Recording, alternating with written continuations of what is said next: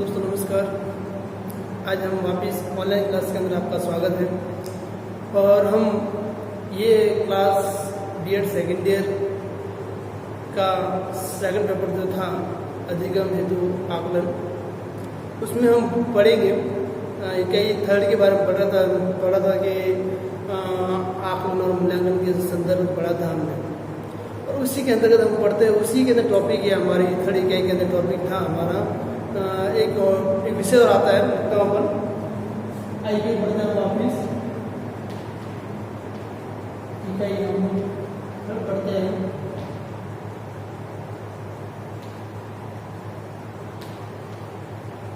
आकलन एवं मूल्यांकन के संदर्भ, ये हमारा इकाई है और इस इकाई के अंदर ये थर्ड पॉइंट है हमारा। इकाई थर्ड है आकलन और मूल्यांकन के संदर्भ। हमने पढ़ा, आगे समझा भी दिया मैंने आपको, शायद आपको समझ में आ गया होगा। उसी में पढ़ते हैं हम। इसी के अंदर पढ़ते हैं रुचि। नाम सुना होगा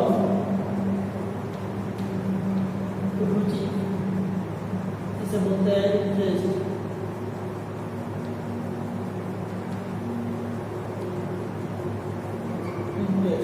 ये टॉपिक है हमारा रुचि क्या।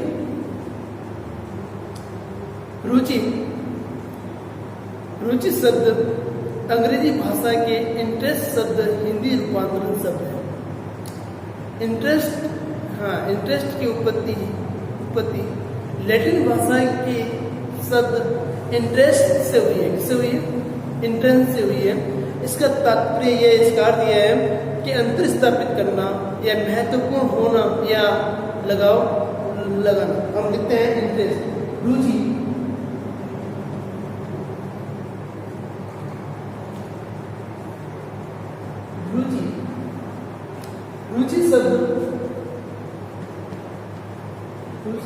शब्द अंग्रेजी के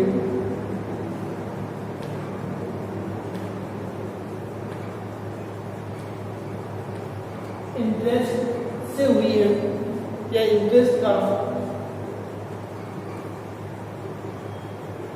हिंदी समानांतर या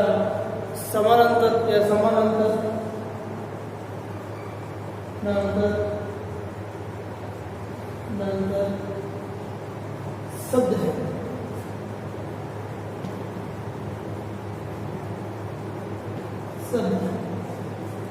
और इंटरेस्ट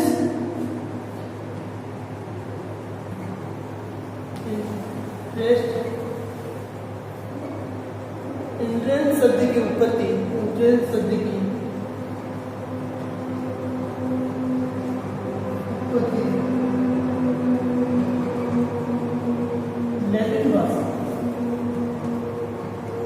लैटिन भाषा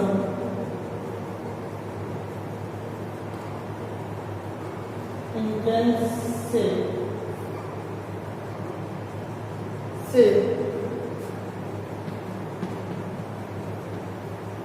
हुई है, जिसका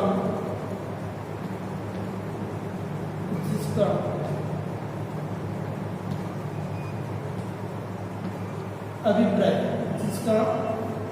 होता है अंतर स्थापित करना।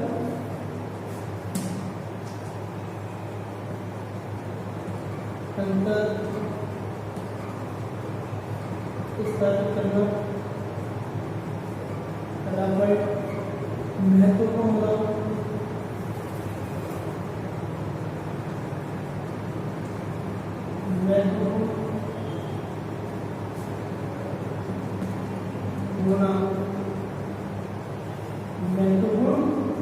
होना एवं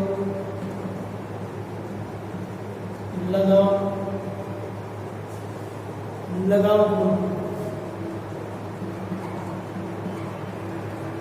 ये हमारा इंट्रेंस शब्द की छोटी सी परिभाषा है। इंट्रेंस शब्द रुचि शब्द अंग्रेजी के इंट्रेंस शब्द का हिंदी समानांतर शब्द है शब्द की या इंटरेस्ट की उत्पत्ति लैटिन भाषा के इंटेंस से हुई है, जिसका अभिप्राय होता है अंतर स्थापित करना या महत्वपूर्ण होना या लगाव होना। अतः शब्दार्थ के आधार पर अर्थात शब्दार्थ के आधार पर हम कह सकते हैं कि रुचि के द्वारा, इसके द्वारा रुचि के द्वारा उद्दीपक में भिन्नता, महत्ता या लगाव स्थापित किया जाता है। हम दैनिक जीवन में पाते हैं कि रुचि व्यक्ति के लिए महत्वपूर्ण भूमिका निर्वहन करती है। जब हम किसी व्यक्ति से प्रभावित होते हैं, तो कहते हैं क्या परिग्रस्त रुचि वाला व्यक्ति है। कहते हैं कि जिस व्यक्ति से मिलते हैं उस व्यक्ति के बारे में कहते हैं ये व्यक्ति बहुत अच्छा है। क्यों? कि इसके अंदर बात करने का तरीका बहुत बढ़िया है, किस ढंग से बातें करता है, किस ढंग से अपने शब्दों को बताता है और कैसे वो अपने आप को प्रेरित करता है। कहने का मतलब ये है कि रुचि का स्वरूप अपने आप में सक्रिय धारण करके व्यक्ति में विकास में सहयोग देता है। कहते हैं कि हम जिस व्यक्ति से या किसी व्यक्ति के साथ हम सहयोग से बात करेंगे, प्रेम पूर्वक बात करेंगे, रुचि के साथ बात करेंगे, तो उस रुचि का प्रयोग कहीं ना कहीं हमारे शरीर या हमारे समाज या हमारे घर या हमारे विद्यालय में उसका इफेक्ट प्रभाव पड़ता है। समाज में उसके स्थान को निश्चित किया जाता है कि वो व्यक्ति समाज को संभाल सकता है या उस व्यक्ति के अंदर बहुत सारी रुचि है, उस समाज के प्रति ऐसा करने की संभावना है। कहने का मतलब है कि हम कोई भी कार्य करें उसमें रुचि होना बहुत ही जरूरी है। व्यक्तित्व को प्रभावशाली बनाता है कौन? रुचि जो है व्यक्ति के विकास को प्रभावशाली बनाने वाला एक महत्वपूर्ण शब्द रुचि है, जिसके द्वारा मानव का शरीर का ढांचा बनता है किसी प्रकार के कार्य को करने के प्रति, चाहे विषय वस्तु हो या कोई भी कार्य हो उसके अंतर्गत करता है। फिर एक परिभाषा दी है किसी ने, वो परिभाषा है कि रुचि वो स्थिर मानसिक विधि है। रुचि वह स्थिर मानसिक विधि है जो ध्यान क्रियाओं को सतत बनाए रखती है। कहने का मतलब को एक परिभाषा में लिखते हैं यहाँ पे,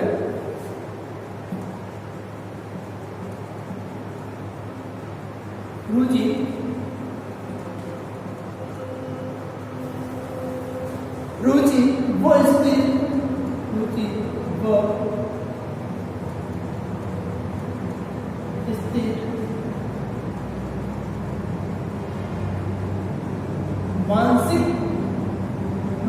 वो स्थिर मानसिक विधि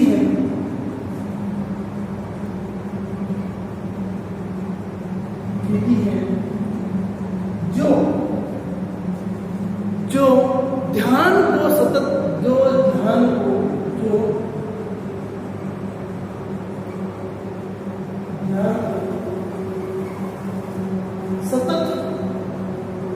ध्यान को सतत बनाए रखते हैं। रुचि वह स्थिर मानसिक विधि है जो ध्यान को सतत बनाए रखते हैं। मतलब कहना मतलब है कि रखती है। रुचि वह स्थिर मानसिक विधि है। रुचि एक प्रकार की ऐसी विधि है जो हमारे ध्यान मतलब कोई भी कार्य करते हैं क्रिया, ठीक है, जो ध्यान की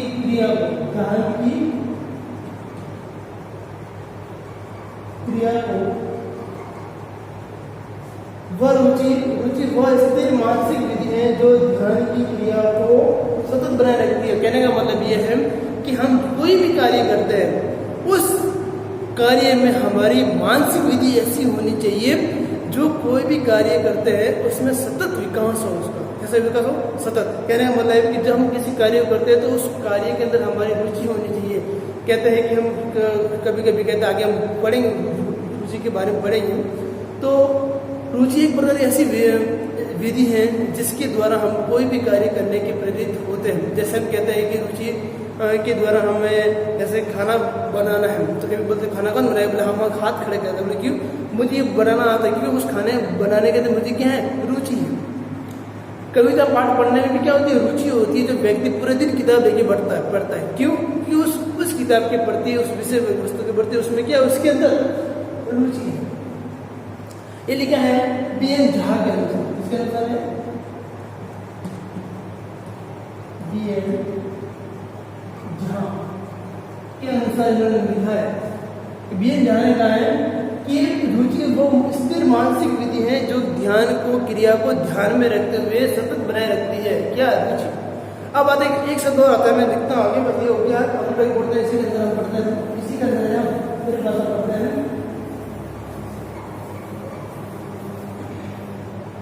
कि रुचि को अनुप्रेरित शक्ति है। रुचि क्या है, अनुप्रेरित शक्ति है जो हमें किसी व्यक्ति, वस्तु या क्रिया की ओर ध्यान देने के लिए बाध्य करती है। क्या बताया गया है, जब बताया गया है, एक शब्द बताया, रुचि बताया गया है कि रुचि वह अनुप्रेरित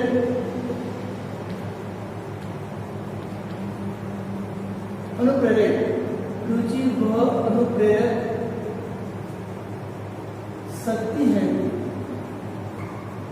शक्ति है जो हमें किसी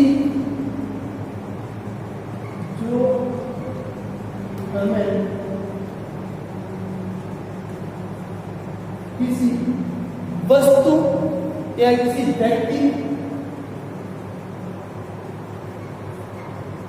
व्यक्ति वस्तु या क्रिया को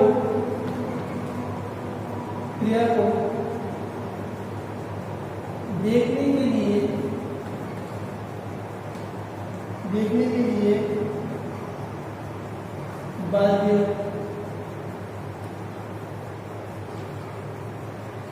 करती है।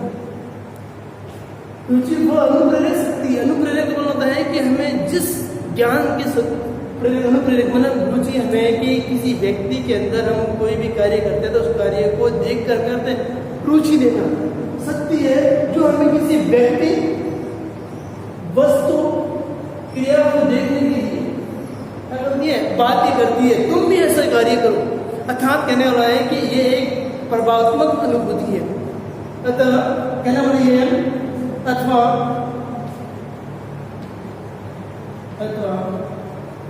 यह एक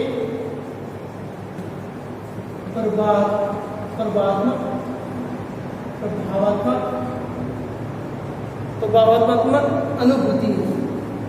क्या है, अनुभूति है जो स्वयं क्रिया द्वारा अनुप्रेरित होती है,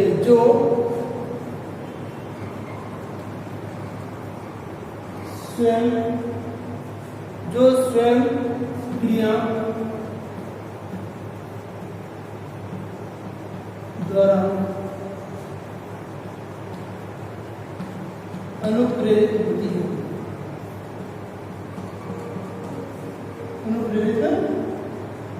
जिसमें क्या है, जिसका प्रो के अनुसार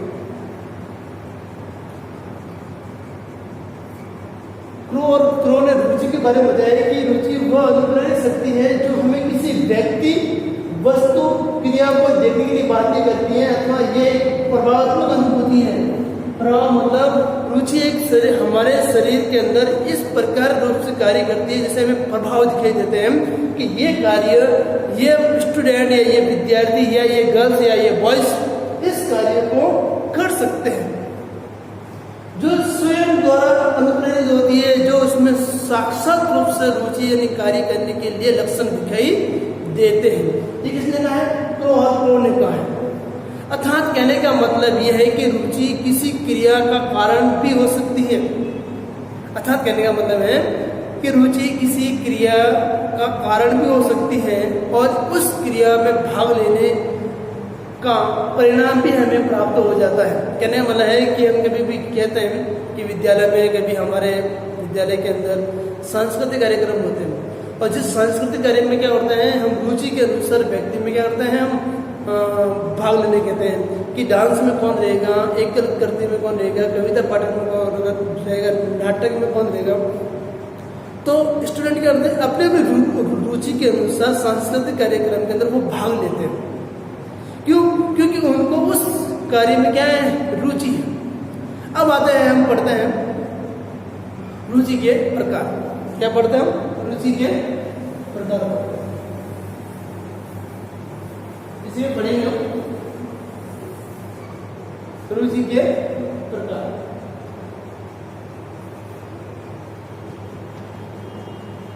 रुचि के प्रकार। रुचि के प्रकार जो है, विभिन्न विद्वानों ने रुचि के प्रकार को भी हमने बांटा है, परंतु बहुत सारे विद्वानों ने हमें रुचि के प्रकारों को दो भागों में विभाजन किया है। मतलब रुचि को हम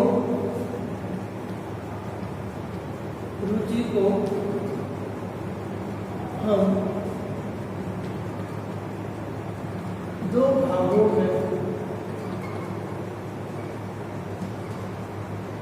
विभाजित किया है। रुचि को हम दो भागों में विभाजित किया है। कितने भागों में? दो भाग। कौन कौन से? पहला भाग आता है हमारा जन्मजात रुचि। कौन सी? जन्मजात रुचि। और सेकंड नंबर आता है अर्जित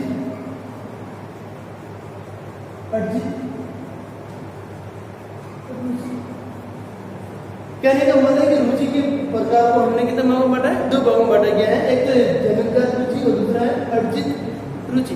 अब जन्मजात रुचि क्या होती है और अर्जित रुचि क्या होती है, तो मैं समझाता हूँ कि जन्मजात रुचि जो है, जन्मजात मतलब जब बालक का जन्म एक परिवार में होता है, तो परिवार के अंदर जितने भी हमारे प्रकार के कार्य करने हैं, किसी के प्रति प्रेम, स्नेह, करुणा जो भी है, जिस क्रिया को हम देखते हैं या जिसके साथ हम रहते हैं, वो क्रिया हमारे साथ में जुड़ जाती है।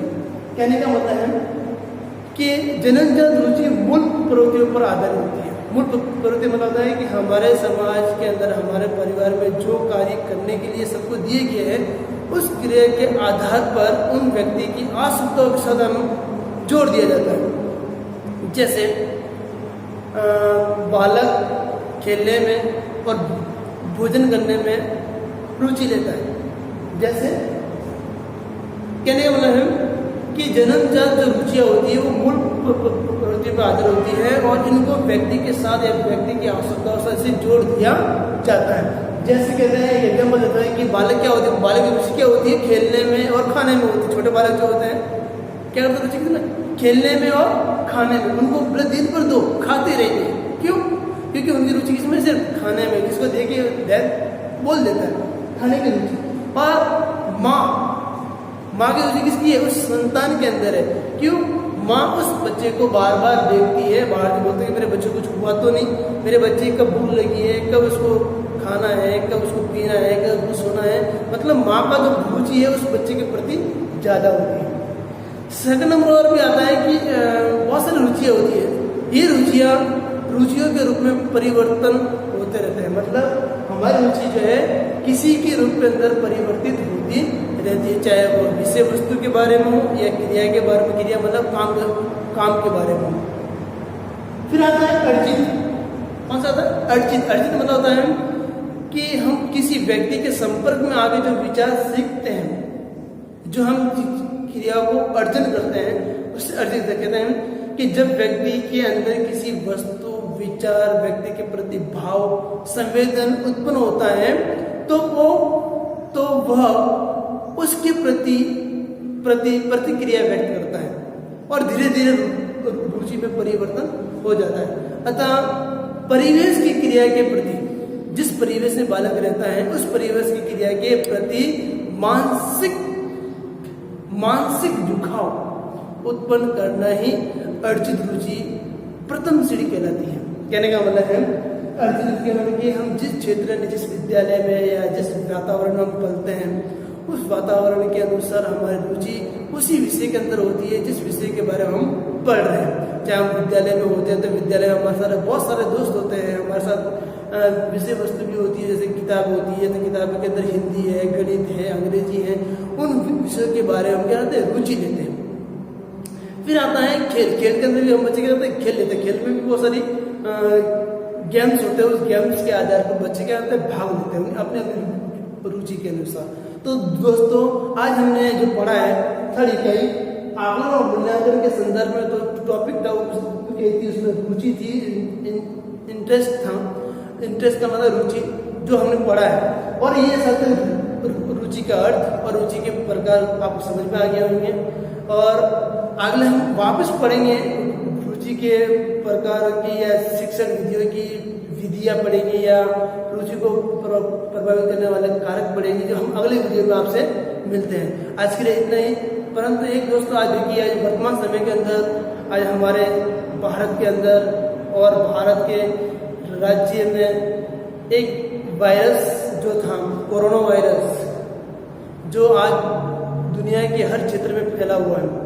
और इसके रोकने जो उपाय हैं, मतलब बताया गया है कि हमें घर से जैसे बाहर निकलते हैं तो हमें मास्क बांधना भी जरूरी है। समय समय पर जब हम मार्केट जाते हैं, घर आते हैं तो हमें साबुन से हाथ धोना चाहिए। तो यह क्रिया मतलब कहना चाहता है कि इन संक्रमण जो क्रियाएं जो हो रही है, संक्रमित जो रोग है, इनसे हमें दूर रहने के लिए, सावधान रहने के लिए हमें समय समय पर जो नियम बताए गए कि समय पे हमें साबुन से हाथ धोने चाहिए, मास्क बांधने चाहिए। हमें कहीं भी जहाँ पे सामूहिक चर्चा होती है वहाँ हमें हैंडल या कोई भी कुर्सी उनको नहीं छूना चाहिए। अगर छू भी लेते हैं तो हमें बार बार उसको धोना, हाथों को धोना चाहिए। आज के लिए इतना ही। कहते हैं कि हमें अपने शरीर की सावधानियों से सुरक्षा रखने के लिए हमें इन नियमों का पालन करना चाहिए। कहने का मतलब यह है कि आज जो बीमारी है उससे हमें दूर रहना चाहिए और हमें समय समय पर जो नियम बताए भारत सरकार द्वारा, उन नियमों की पालना करनी चाहिए। आज के लिए इतना ही। धन्यवाद।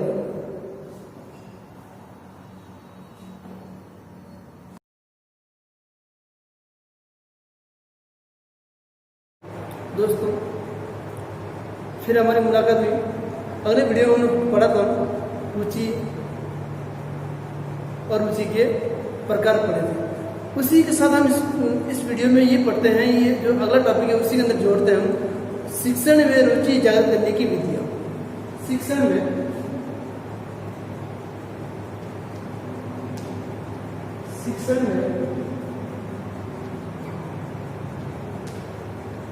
रुचि जागृत करने की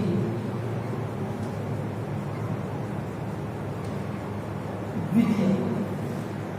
शिक्षण में रुचि जागृत करने की विधियां, ये हमारे टॉपिक के अंदर है। और ये टॉपिक जब हम पढ़ते हैं तो शिक्षण के अंदर हमें किस प्रकार की रुचि लेनी चाहिए या किस प्रकार की रुचि हमारे साथ होनी चाहिए, उसके बारे में पढ़ते हैं। तो रुचि शब्द की थोड़ी भूमिका होती है कि रुचि शब्द में, शिक्षण में रुचि जागृत करने की जो विधि होती है, इसके छोटा सा संक्षिप्त बताता हूँ मैं आपको कि क्या होता है। कि रुचि को, जब एक अध्यापक होता है तो रुचि को जागृत करना शिक्षा में शिक्षक के लिए एक जटिल समस्या है।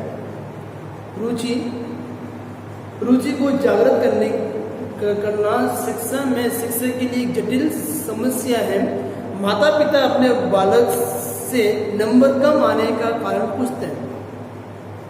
माता पिता जो है अपने बच्चे यानी बालक से पूछते हैं, नंबर कम आने का कारण पूछते हैं। तो बालक कहता है कि यह विषय मुझे अच्छा नहीं लगता है, ये विषय मुझे अच्छा नहीं लगता है। और कहने का मतलब है कि जब माता पिता बच्चों से पूछते हैं कि आपके नंबर इस विषय में कम क्यों आए, तो बच्चे ये बोलते हैं कि पापा मुझे ये विषय अच्छा नहीं लगता, क्योंकि उस विषय में क्या उसको रुचि नहीं है। कुछ एक एग्जाम्पल और भी है अनु, जैसे कुछ हमारे घर में जो खाने वाली सब्जियां बनती हैं, उन सब्जियों के अंदर भी कुछ सब्जियां ऐसी जो हमें अच्छी नहीं लगती है। जैसे सब्जियों के अंदर हमें अच्छी लगती नहीं सब्जी ऐसी होती है, और ऐसे हम कहते हैं कि पहनावा में हम कुर्ता पहनना पसंद नहीं करते। क्यों? क्योंकि उस कुर्ते के अंदर हमारी रुचि नहीं। कहने का मतलब है कि आज रुचि शब्द है तो हर प्रकार की क्रियाओं के अंदर रुचि होना बहुत ही जरूरी है। हमें चाहे छोटा बालक हो से लेकर बड़े व्यक्ति तक भी पूछते हैं कि आपकी रुचि किस चीज़ के अंदर, खाने के बारे में पूछते हैं तो खाने की वस्तु के अंदर कौन कौन सी चीज़ें आपको अच्छी लगती हैं, तो वो अच्छी वाली चीज़ ही बताएगी, पर ये चीज़ मुझे अच्छी नहीं लगती। क्यों? क्योंकि वो ठेठ से वो आदत पड़ी हुई है। अब आता है, प्रश्न उठता है कि शिक्षा के क्षेत्र में एक प्रश्न उठता है कि शिक्षा के क्षेत्र में रुचि का आधार जो होता है वो बालक ही होता है। शिक्षा के क्षेत्र में जो आधार होता है, किसका? रुचि का जो आधार होता है कौन होता है? बालक होता है, या अन्य कारण हो सकता है। कहने का मतलब है कि बालक के अंदर जो छोटी अवस्था होती है, बाल्य अवस्था होती है, बाल्य अवस्था के अंदर ही रुचि का विकास हो जाता है। क्योंकि उस समय हमारे पास क्या होता है? समय अधिक होता है, समय भी अधिक होता है, और उस समय हमारे शरीर के अंदर क्रिया है वो उस चीज को सीखने की प्रयास करता रहता है। तो आज हम पढ़ते हैं कि एक शिक्षक को चाहिए कि बालक की रुचि अपनी शिक्षा को जागृत करने के लिए निम्नलिखित विधियों का सहारा लेना पड़ता है। जो निम्न प्रकार की विधियां हैं, और विधियों के बारे में पढ़ते हैं कि हम पढ़ते हैं कि शिक्षण मतलब कक्षा के अंदर हमें रुचि जागृत करने की विधियां किस प्रकार की होनी चाहिए। तो पहले आता है विद्यार्थियों का अध्ययन। पहले कौन से विद्यार्थी?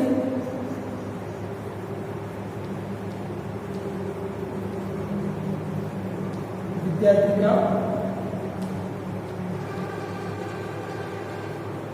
अध्ययन। पहले जो आती है शिक्षण की विधि है, जो हमारे शिक्षण में रुचि को जागृत करने की विधि है, पहली विधि कौन सी है? विद्यार्थी का अध्ययन। कहने मतलब है कि हमें इसके अंतर्गत कक्षा में जो विद्यार्थियों की रुचि जागृत करने के लिए विद्यार्थी का शारीरिक मानसिक अध्ययन करना बहुत ही आवश्यक है। विद्यार्थी का अध्ययन उस टॉपिक से मालूम पड़ता है। विद्यार्थी का अध्ययन मतलब हमें उस शिक्षक को इसके अंदर कक्षा में जो विद्यार्थी है उस विद्यार्थियों की रुचि को जागृत करने के लिए विद्यार्थी की मानसिक और शारीरिक अध्ययन करना बहुत ही आवश्यक है।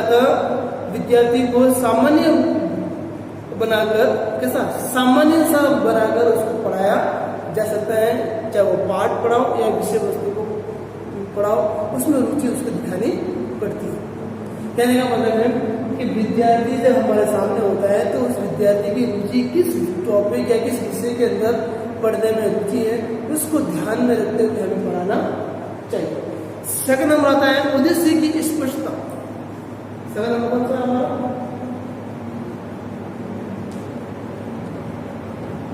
उद्देश्य की स्पष्टता। उद्देश्य की स्पष्टता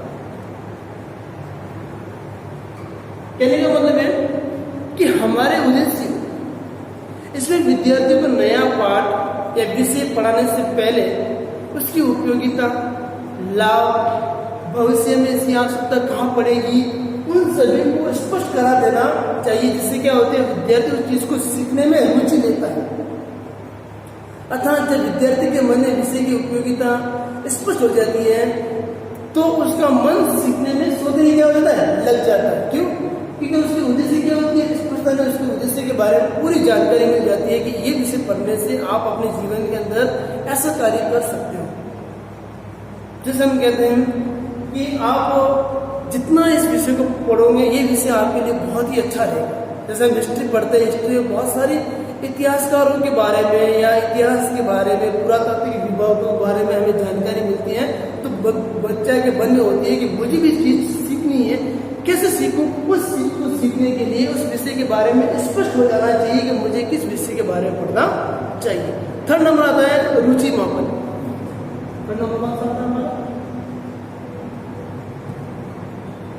रुचि मापन।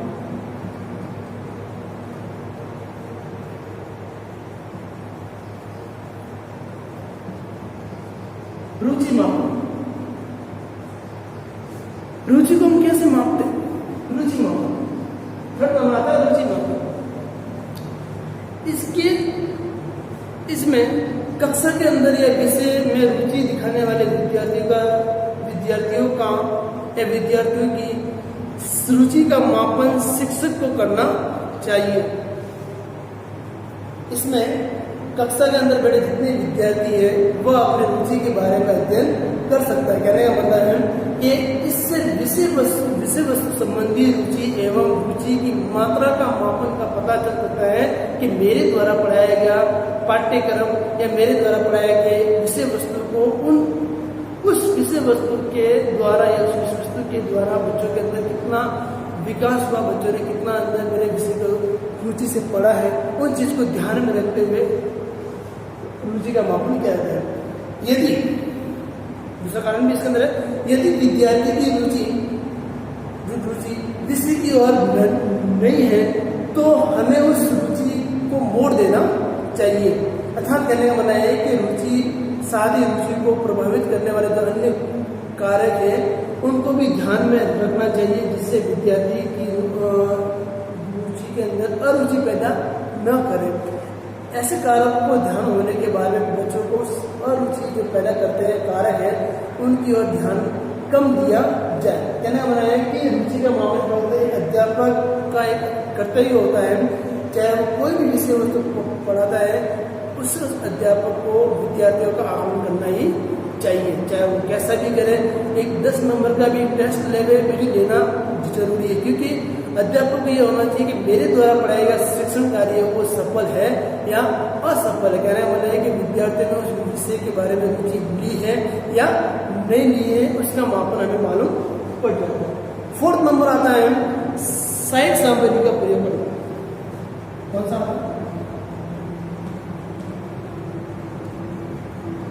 सहायक सामग्री का प्रयोग करना। सहायक सामग्री का प्रयोग, इसमें शिक्षक है, शिक्षण में रुचि ज्यादा करने के लिए क्या हमें जो फोर्थ पॉइंट आता है सहायक सामग्री का प्रयोग सहायक सामग्री का प्रयोग करना चाहिए। कौन सा फोर्थ पॉइंट है जिसके अंदर शिक्षण में रुचि ज्यादा करने के लिए कौन सा पॉइंट है? सहायक सामग्री। सहायक सामग्री क्या होती है आपको मालूम तो होगा। तो कहने वाला है कि इसके अंतर्गत, कहने का मतलब है कि इसके अंतर्गत पाठ और विद्यार्थियों को ध्यान में रखने के लिए अध्यापक को सहायक सामग्री का प्रयोग करना चाहिए।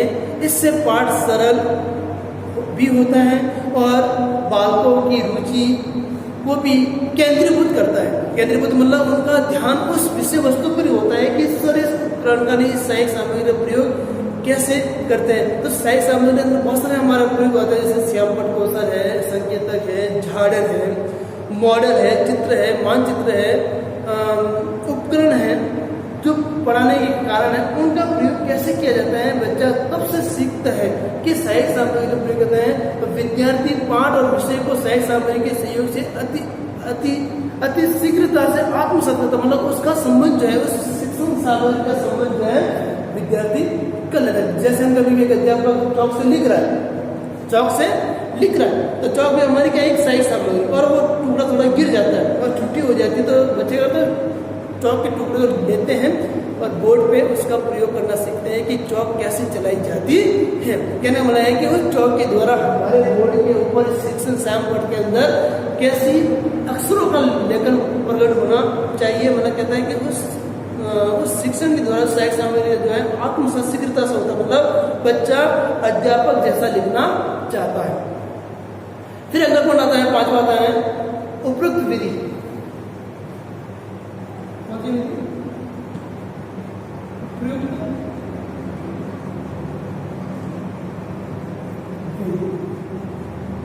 उपयुक्त विधि 5वां आता है उपयुक्त विधि। उपयुक्त विधि क्या है? हाँ, 5वां पॉइंट है उपयुक्त विधि। उपयुक्त विधि मतलब होता है कि इसमें ज्ञान, उपयुक्त विधि मतलब इसमें ज्ञान देने के बजाय या ग्रहण करने के बजाय हमें उनको अपेक्षा से ज्ञान कैसे प्राप्त कर सकते हैं ऐसे समझाना चाहिए कि इसमें ज्ञान ग्रहण करने की अपेक्षा ज्ञान देने का तरीका अधिक प्रभावशाली होना चाहिए, जो शिक्षक विभिन्न विद्यार्थियों को उपकरणों एवं युक्तियों का प्रयोग करके शिक्षण कार्य करते हैं और वे शिक्षण कार्य में अधिक सफल होते हैं। कहने का मतलब है कि हमें उपयुक्त विधि मतलब कहने का मतलब है कि हमें बच्चों को रटने वाली क्रिया न देकर उसको समझाना चाहिए, इस चीज को समझो, पढ़ना नहीं है ना, सिर्फ समझना है। समझी हुई चीज जो होती है हमें लॉन्ग टाइम अधिक लाइफ टाइम अधिक समय तक वो याद रहती। कहने का मतलब है कि हम ज्ञान को रटने के बजाय हम उसको समझाना चाहिए कि इस क्रिया को इस ढंग से किया जाता है। जैसे हम कभी कभी कहते हैं घर में खाना बनाते हैं, तो घर में खाना बनाते तो वहाँ की हम वो रेसिपी थोड़ी पढ़ते हैं। क्यों? क्योंकि उस चीज़ को हमने सीखा है, करके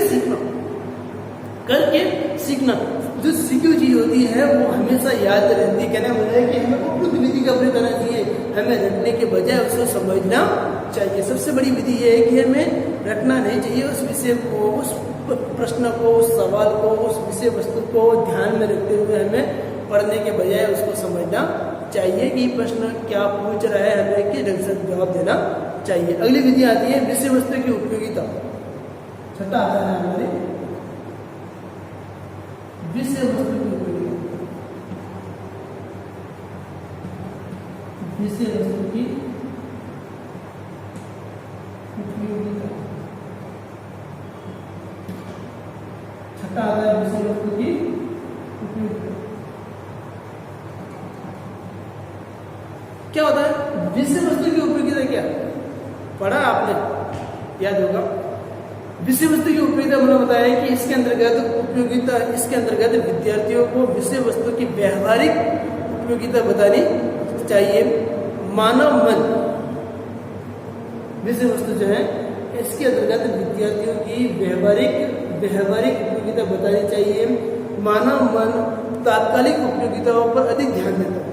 तात्कालिक मतलब तुरंत बात को समझाइए कि ये विषय पढ़ना चाहिए, हमें इस विषय का कहना होता है कि और उसमें रुचि भी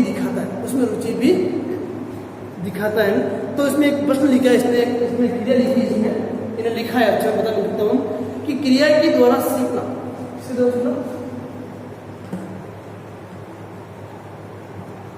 क्रिया के द्वारा सीखना। क्रिया के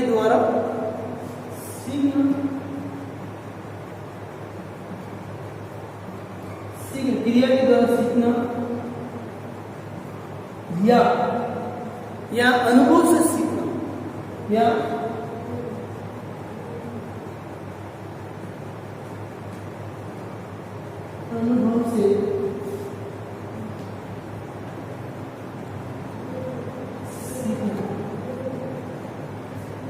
अनुभव से सीखना पर विशेष बल देते हैं। पर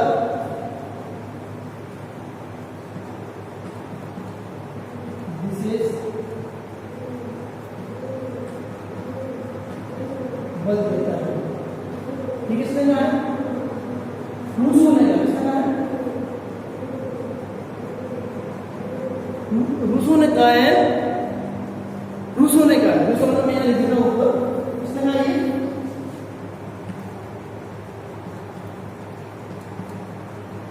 रूसो ने कहा है, क्या कहा है कि क्रिया के द्वारा सीखना या अनुभव पर सीखना या अनुभव से सीखना पर विशेष बल देना। कहना मतलब है कि हमें जिस विषय के बारे में जानकारी होती है, क्रिया के द्वारा सीखना। क्रिया मतलब कोई भी कार्य करके हमें सीखना चाहिए या अनुभव से सीखना। हमें जो भी क्रिया आज तक हमने सीखी है अनुभव से सीखा। किसी कहने से थोड़ी, हम जिस संपर्क में आते हैं उस वहां क्रिया को देखते हैं, उस क्रिया के देखने के बाद उस क्रिया को करने लगते हैं, तो वो क्रिया धीरे धीरे हमारी होने लगती है। होने के बाद हम उस क्रिया के बारे में उससे वस्तु की उपयोगिता को जान लेते हैं, मतलब हमें कैसे कार्य करना चाहिए। अगला पॉइंट आएगा इसके अंदर, इसमें 6 पॉइंट 7 पॉइंट पढ़ते हैं। सातवां पॉइंट आता है उच्च आदर्श। कौन सा है? उच्च आदर्श। क्या होता है उच्च आदर्श? इसमें अध्यापक के ज्ञान को उच्च आदर्शों के साथ जोड़ना चाहिए। उच्च आदर्श मतलब इसके अंतर्गत विद्यार्थियों के जो अध्यापक जो ज्ञान देते हैं उनको आदर्श के साथ जोड़ना चाहिए। इससे विद्यार्थी स्वयं उच्च आदर्श जीवन के प्रति समर्पण करना सीखेंगे और आत्मसात करने के भाव का विकास करते हैं। अतः वे ज्ञान को मानव प्रेम, सम्मान भाव, भाईचारा, वसुधैव कुटुंबकम आदि उच्च आदर्शों के रूप में ग्रहण करता है। मतलब हमारे जो आदर्श होते हैं, आदर्श मतलब हमारे जितने भी जो उच्च विचार है, हमारे में जिस प्रकार के संस्कार है, उन संस्कारों के आधार पर हमें हर प्रकार के शिक्षण कार्य में रुचि लेनी चाहिए। जैसे हम कहते हैं कि हमारा एक समाज है, पूरा विश्व एक समाज है, उस समाज के प्रति रहने वाले व्यक्ति के प्रति हमें समर्पित की भावना होनी चाहिए। कहने का मतलब है कि हमें अंदर उच्च विचारों का संचार होना जरूरी है। उच्च विचारों के बाद में आत्मसात करना बहुत ही जरूरी है। अब नेक्स्ट पॉइंट आता है, इसके अंदर आता है वह अध्यापक का प्रभाव। कौन सा है?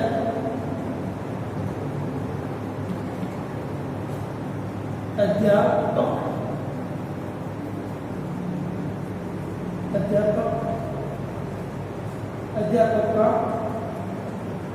प्रभाव।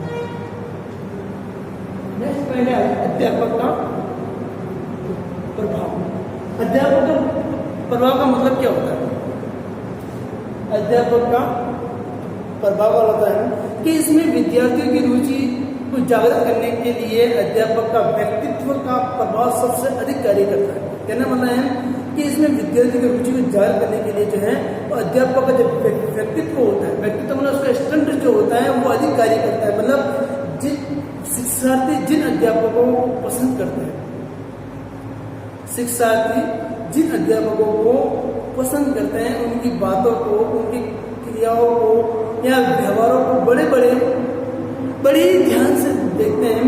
अतः जहाँ पर ध्यान होता है रुचि स्वतः ही उपस्थित हो जाती है। कहने मना है कि उस अध्यापक में इतने गुण होने चाहिए कि विद्यार्थी उस वाणी के द्वारा उस शिक्षण को पढ़ने और सीखने के उद्देश्य से रुचि होनी चाहिए। तो कहते हैं कि हम कभी कहते हैं, आप विद्यार्थी से पूछते हैं कि आपके शिक्षण कार्य के अंदर मतलब सबसे बेस्ट, सबसे अच्छे अध्यापक कौन से हैं, तो वो अध्यापक का नाम बताते हैं। कहने वाला है कि विद्यार्थियों को जो प्रेम पूर्वक या उनको रटने के बजाय समझाता है, ऐसे अध्यापक उनको अच्छे लगते हैं। तो मतलब अध्यापक का प्रभाव होना चाहिए। इसके अंदर शिक्षण कार्य के अंदर सबसे बेस्ट उद्देश्य होता है, सबसे इम्पोर्टेंट चीज होती है वो होता है अध्यापक का प्रभाव। अध्यापक का जितना प्रभाव अच्छा होगा, बच्चे उससे अधिक सीखने की उम्मीद रखते हैं।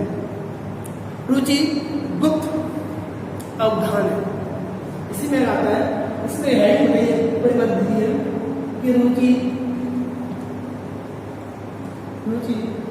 गुप्त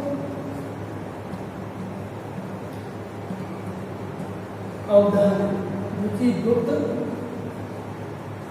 अवधान है और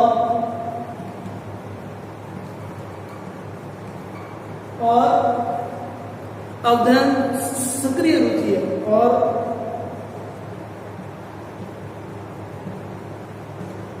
अवधान सक्रिय रुचि।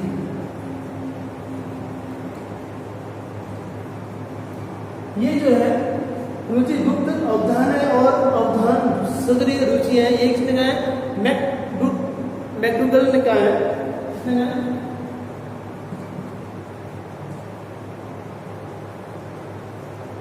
मैकडूगल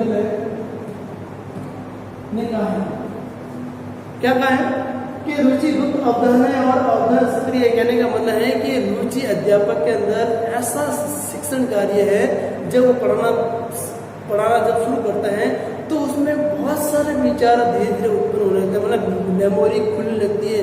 तो शिक्षक के अंदर गुण कैसे हैं वो दिखाता नहीं है, जब वो पढ़ाता है तब उसी गुणों का विकास होता है। कहने का मतलब है कि आज हमने जो पढ़ा है कि शिक्षण में रुचि करने की विधियाँ जो हमने पाठ पढ़ी है शायद आपको समझ में आ गई होगी। आज के लिए इतना ही दोस्तों। ध्यान रखें आप इन टॉपिक को आप पढ़ते हुए थोड़े आप रटने की कोशिश ना करें, सिर्फ समझना है आपको। और मैंने जैसे समझाया शायद आपको समझ में आ गया होगा। अगला हम पढ़ेंगे रुचि को प्रभावित करने वाले कारक, इसी के अगले वीडियो में पढ़ते हैं। आज के लिए इतना ही, धन्यवाद।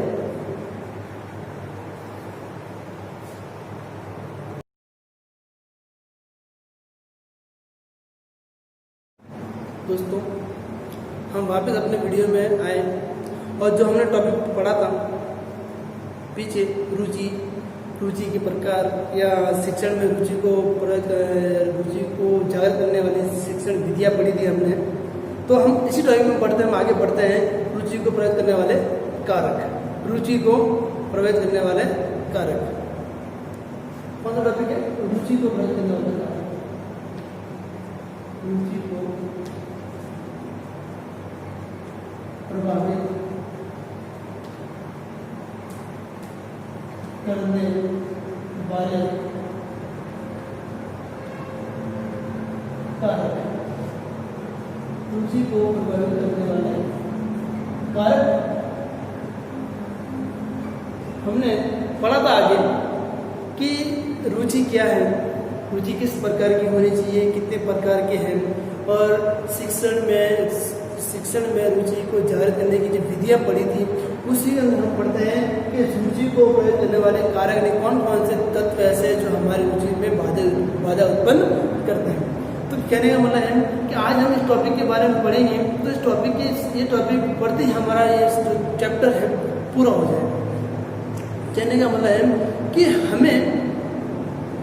हमें रुचि जो होती है उस रुचि के अंदर हमें कौन कौन से ऐसे तत्व हैं या कारक हैं जो हमारे रुचि के अंदर बाधा पहुंचाते हैं।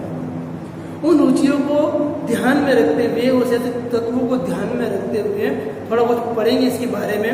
तो आज हम पढ़ते हैं रुचि को प्रभावित करने वाले कारक। तो इसकी थोड़ी भूमिका समझा देता हूँ कि रुचि को प्रभावित करने वाले कारक क्या होता है। यदि कोई व्यक्ति बाल्यावस्था में कुछ रुचियों को सीखने से वंचित रह जाता है, यदि कोई व्यक्ति बाल्यावस्था में कुछ रुचियों को सीखने से वंचित रह जाता है तो उसके लिए जीवन भर कष्ट उठाना पड़ता है, उसको जीवन भर कष्ट उठाना पड़ता है। कुछ व्यक्तियों को इस संबंध में दुखी होते हुए भी देखा जा सकता है कि बचपन में उन्होंने इसके लिए रुचि विकसित नहीं की, परंतु इसका अभिप्राय कदापि नहीं हुआ कि रुचियों का जो विकास है केवल बाल्य अवस्था में होता है। एक प्रश्न बहुत इंपॉर्टेंट आ चुका है कि रुचियों का विकास किस अवस्था में होता है। तो रुचियों का जो विकास है केवल बाल्य अवस्था में होता है। कहने वाला है कि रुचियों का जो विकास है, रुचियों का विकास है, विकास कौन सी अवस्था में होता है? बाल्य अवस्था में होता है। रुचियों का विकास है कौन सी अवस्था में होता है? बाल्य अवस्था में होता है। बहुत इंपॉर्टेंट प्रश्न ये आ चुका है, इंपॉर्टेंट है ये। रुचियों का जो विकास है वो किस अवस्था में होता है? बाल्य अवस्था में होता है, क्योंकि बाल्य अवस्था में बालकों के पास में समय अधिक होता है और अवसर भी होते हैं। बाल्य रुचियों को निम्न प्रकार के तत्व जो है तत्व या कारक इनको बाधा प्रभावित करते हैं। इसको रुचि को मतलब प्रश्न बहुत इंपॉर्टेंट है ये कि रुचि का विकास किस अवस्था में होता है? बाल्य अवस्था में होता है, क्योंकि बाल्य अवस्था में बालक के पास में समय अधिक होता है और समय अधिक होने के बाद में वह उस क्रिया को सीखने का प्रयास करता है। तो हम पढ़ते हैं, पहला आता है परिवार की आर्थिक दशा। अगर पढ़ते हैं रुचि को प्रभावित करने वाले कारक कौन सा है, तो पहला आता है, बहुत इंपॉर्टेंट प्रश्न है, पहला आता है परिवार की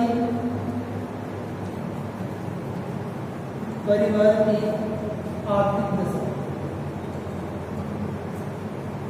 परिवार की आर्थिक दशा।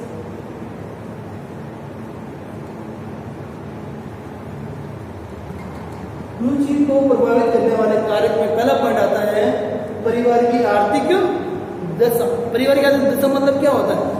कहने का मतलब है कि जिन बालकों के परिवार का वातावरण आर्थिक दृष्टिकोण से निम्न होता है, ऐसे बालक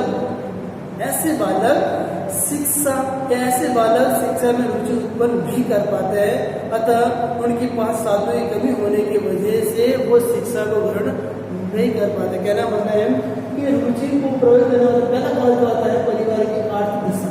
जिन परिवार के पास में पैसा नहीं है, ऐसे बालक पढ़ाई करना नहीं चाहते हैं। और आज सरकार ऐसे परिवारों की दशा को ध्यान में रखते हुए उन्हें निःशुल्क शिक्षा का प्रावधान दिया गया है, जो बच्चा अपने स्तर के अनुसार वो पढ़ सकता है। कहना मतलब है कि पहला जो टॉपिक आता है रुचि को प्रभावित करने वाले जो कारक है, पहला है परिवार की आर्थिक दशा।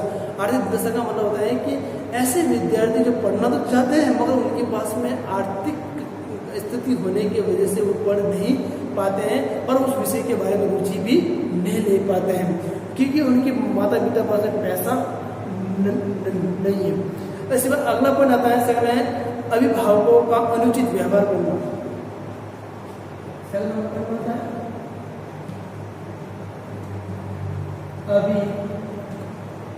अभिभावकों का अनुचित व्यवहार करना।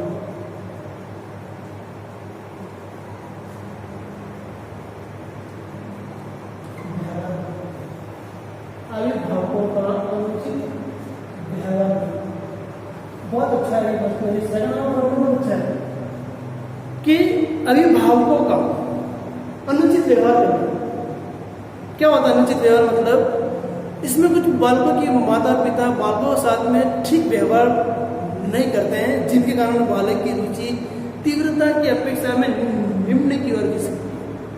कभी कभी पिताजी ताना मारते हैं घर के अंदर, कहते हैं क्या कहते हैं, हम कहीं पढ़ने में ध्यान देते नहीं, बोलते हैं ये पढ़ के क्या करेगा, या ये पढ़ के कौन सा मास्टर बन जाएगा, या कौन के पढ़ के इंजीनियर बन जाएगा। तो उनकी मन की जो भावना होती है, उनके मन की जो ठेस पहुंचती है, उन रुचि के प्रति रुक जाती है। जहाँ माता पिता को अपने बालों को सपोर्ट करना चाहिए, नहीं हम कैसे भी करके आपको पढ़ाएंगे, आप भूखे रहेंगे मगर आप पढ़ो। आज ऐसे बालक जो माता पिता बच्चों को सपोर्ट करते हैं, उनके बालक आज अपने पिता का नाम रोशन किया है। परंतु कुछ माता पिता ऐसे हैं जो बालकों का जो शिक्षा के प्रति जो मन है, रुचि है, उस रुचि को ठेस पहुंचाते हैं, अनुचित व्यवहार करते हैं, बार बार उसको टोकते हैं, मत पढ़, चला जाए। बहुत सारी ऐसी चीजें करते हैं जिससे कारण बालक के अंदर शिक्षा का जो क्षेत्र है वो उच्च होने की जगह निम्न होता है। क्यों होता है कि अभिभावक का जो अनुचित व्यवहार है वो गलत व्यवहार होने की वजह से बालक कहीं पढ़ नहीं पाता है। कहने मतलब है कि बालक को पढ़ने के लिए माता पिता का सहयोग बहुत ही जरूरी होता है। आज वर्तमान समय के अंदर हर माता पिता कहते हैं कि मेरा बालक अच्छे विद्यालय में पढ़े, अच्छी शिक्षा प्राप्त करे, क्योंकि उनका क्या है, मोटिवेशन किसका है, अभिप्रेरणा किसकी है, माता पिता की। कुछ माता पिता ऐसे होते हैं बालकों को विद्यालय भेजते तो हैं और उनको ताना मार मार के उनको परेशान करते हैं। थर्ड नंबर आता है अवधान को केंद्रित करना, अवधान को केंद्रित न होना, अवधान का केंद्रित न होना। थर्ड नंबर आता है अवधान का केंद्रित न होना। हमने आगे पढ़ा था कि मेगडोल का क्या था, अवधान का केंद्रित न होना। क्या होता है अवधान? कि जिस विषय में बालक का अवधान केंद्रित नहीं होता है, रुचि नहीं है, मतलब कहना होता है कि जिन बालक या जिन बालकों का रुचि जिस विषय में नहीं है, अवधान केंद्रित नहीं है, उस विषय को पढ़ना नहीं चाहते हैं, उनको कहीं पढ़ना नहीं चाहिए।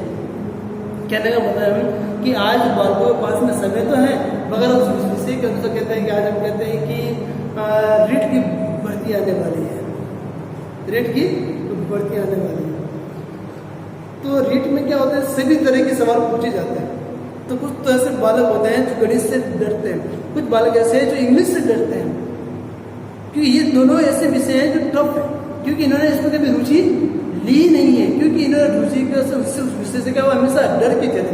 जिस विषय से जितना आप डरते हैं वो विषय आप पर जितना हावी होता है। कहने का मतलब है कि जिस विषय के बारे में आप पढ़ना नहीं चाहते हैं उसे पढ़ना चाहिए, समझना चाहिए इस विषय में ऐसा है क्या। जिस विषय में जब हम ध्यान न देंगे तो उसके प्रति रुचि आएगी कहाँ से। रुचि का मतलब है कि जिस विषय का हम पढ़ना नहीं चाहते हैं उसको पढ़ने की कोशिश करो आप, क्योंकि ये रुचि है। रुचि जब तक हमारे अंदर उत्पन्न नहीं होगी, किसी विषय के बारे में नहीं पढ़ेंगे, जब तक हम उसके अंदर नहीं पढ़ेंगे। अवधान का व्यतीत न होना मतलब जिस विषय के बारे में बालक पढ़ना नहीं चाहते, रुचि नहीं होने जाती है, ऐसे विषय जो है रुचि को प्रभावित करते हैं। फोर्थ नंबर आता है कमजोर स्वास्थ्य एवं थकान। कौन सा आता है? बहुत अच्छा है ये भी। कमजोर स्वास्थ्य एवं थकान। रुचि को प्रभावित करने वाले कारक ने फोर्थ बताया कमजोर स्वास्थ्य एवं थकान। बहुत अच्छा है। क्या होता है कमजोर स्वास्थ्य एवं थकान? क्या होता है कि कहना कि थका हुआ बालक कभी अध्ययन नहीं कर सकता, कि रोजमर्रा की जिंदगी होती है, विद्यालय काफी समय दूर होता है हमारे घर से, और वो आता है घर से और विद्यालय आता है, विद्यालय से घर जाता है, तो वो आने जाने में इतना थक जाता है कि उसकी पढ़ने की रुचि होती ही नहीं है। थका हुआ विद्यार्थी, चाहे कोई भी अध्यापक हो या कोई भी स्टूडेंट हो या कोई भी पेरेंट्स हो, जब थक जाता है तो उस कार्य करने के अंदर रुचि लेता नहीं है। ठीक उसी प्रकार एक बालक शिक्षा के अंदर रुचि को प्रभावित करने वाला कारक है वो है हमारा कमजोर स्वास्थ्य एवं थकान। जिस बालक के अंदर कमजोरियाँ ज़्यादा है, जिसका स्वास्थ्य ठीक नहीं है, वो पढ़ना नहीं चाहता है। और कमजोर छात्र जो होते हैं वो तो उसकी बात तो अलग ही छोड़ा। फिर अगला पॉइंट आता है, लास्ट इसका पॉइंट है विद्यालय का कठोर वातावरण। कौन सा है? पांचवा है विद्यालय का कठोर वातावरण। विद्यालय का कठोर वातावरण।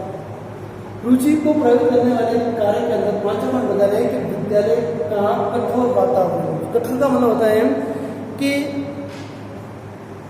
विद्यालय का कठोर या भय मुक्त वातावरण या भययुक्त वातावरण भी बालक की रुचियों को प्रभावित करता है। कहने का मतलब है कि विद्यालय का जो कठोर तथा भययुक्त वातावरण होता है, जहाँ पर डरने जैसा भाव होता है, बालक उस रुचि को प्रभावित करता है। जिन बालकों में अनुशासन तथा अध्यापक का व्यवहार मृदुल होता है, मृदु मतलब मरा हुआ होता है, वहाँ बालकों की रुचि प्रभावित नहीं होती, क्योंकि अध्यापक को हमेशा अपने विषय के अंदर रुचि दिखानी पड़ती है, जब जाके बालक पढ़ना सीखता है। एक अध्यापक ऐसा है जो विषय के बारे में कुछ जानता नहीं है, अपने हिसाब चलता है, तो ऐसे विद्यार्थी उन अध्यापक से पढ़ना नहीं चाहते, क्योंकि उनकी रुचि उस विषय के अंदर उस अध्यापक में नहीं है, तो विषय में कहाँ से होगी। कहने का मतलब ये हुआ कि जिस अध्यापक के अंदर विषय के बारे में जानकारी नहीं होती है, तो विषय के बारे में जानकारी नहीं है, उस विषय के अंदर उस अध्यापक में इफेक्टिव नहीं है, अध्यापक के गुण नहीं है, तो बालक पढ़ना भी नहीं चाहता है। कहने का मतलब है कि विद्यालय का कठोर वातावरण का मतलब होता है कि जिस वातावरण के अंदर अध्यापकों का व्यवहार अच्छा नहीं होगा, तो बालक कभी रुचि पढ़ने के कोई भी कार्य करने के अंदर रुचि नहीं है। कहना मतलब है कि रुचि को प्रभावित करने वाले कार्य के अंदर भी अध्यापक का भूमिका भी कभी कभी प्रभावित करती है। तो दोस्तों, आज हमने जो पढ़ा है रुचि को प्रभावित करने वाले कार्य, जो हमने 5 पढ़ा। पहला था परिवार की आत्मविश्वा, सेकंड नंबर अभिभावकों का अनुचित व्यवहार करना, अवधान को कैसे करना, जिस विषय के बारे में रुचि नहीं है उसको कोई नहीं पढ़ना चाहिए, ये एक अवधान है, मतलब उसके अंदर विषय नहीं है। फिर कमजोर स्वास्थ्य, थकान, और लास्ट आता है आपका विद्यालय का कठोर वातावरण। तो आज हमने पढ़ा ये सभी जो टॉपिक है हमारी रुचि को प्रभावित करने वाले कारक है। कहने का मतलब है कि आज हमने जो पढ़ा है रुचि, ये टॉपिक हमने 3 भागों में बांटा है। शायद आपको समझ में आ जाएगा, और नहीं अगर समझ में नहीं आया तो आप मुझसे प्रश्न पूछ सकते हो, ठीक है। और आज हम देखते हैं वर्तमान समय के अंदर हमारे कोरोना वायरस जो दुनिया भर में फैला हुआ है, उससे जागरूक रहना है, सावधान रहना है। ऐसी चीज़ों से हमें बाहर नहीं जाना है। अगर बाहर भी जाते हो तो हमें समय समय पर साबुन से हाथ धोना चाहिए। किसी वस्तु को टच करते भी हो तो हमें घर पर आकर हाथ पैर धोने चाहिए। मतलब जितना हम साबुन का प्रयोग करते हैं हाथों के द्वारा या हाथ धोने के अंदर, हम संक्रमित क्रियाओं से दूर रहते हैं। आज के लिए इतना ही विद्यार्थियों, इस कोरोना वायरस से सावधान रहिए, सचेत रहिए। धन्यवाद। आज के लिए इतना ही।